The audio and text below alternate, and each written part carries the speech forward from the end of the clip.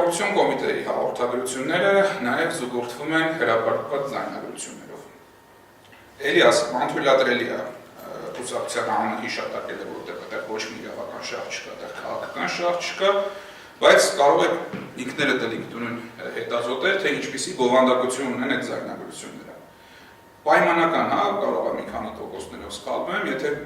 խոսակցությունների 70%-ը կարող է ունենալ իրավական նշանակություն, 30%-ը ակնհայտ քաղաքական նշանակություն ունի։ Մենք տեսնում ենք, որ այդ ձայնագրությունները ամբողջական խոսակցություններ չեն, եւ քննչական մարմինը որոշել է հրապարակի այդ մոնտաժի այն հատվածները, որը կարող է իրավական առումով հետաքրքրություն ներկայացնել։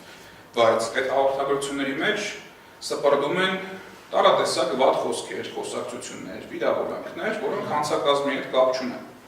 Օրինակ, եթե իրավացիորեն գնացել են ընտրակաշառքի հետևից, ընդհանրապես նշանակություն չունի այդ ենթադրյալ հանցանք կատարող անձը իր խոսքի մեջ օրինակ վատ բառ օգտագործի արցախցիների հանդեպ, թե ոչ։ Բայց Սահակակոռուպցիոն կոմիտեի մոնտաժնիկը կամ ինչ-որ մեկը, ով այդ գործը կատարում է, իր պարտքն է համարել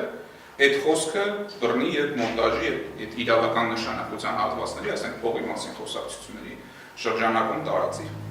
Նույն ձև քեշեք քարոզչության սկզբում արդեն նույնիսկ քարոզչությունից առաջ էլի հերթական ձայնագրությունը հրապարակվեց, որտեղ երկու հոգի իրենց իսկ ոնց որ շտաբի անդամների կամ իրենց համակիրների մասին խոսալուց օգտագործել են շնորհանդել արտահայտությունը։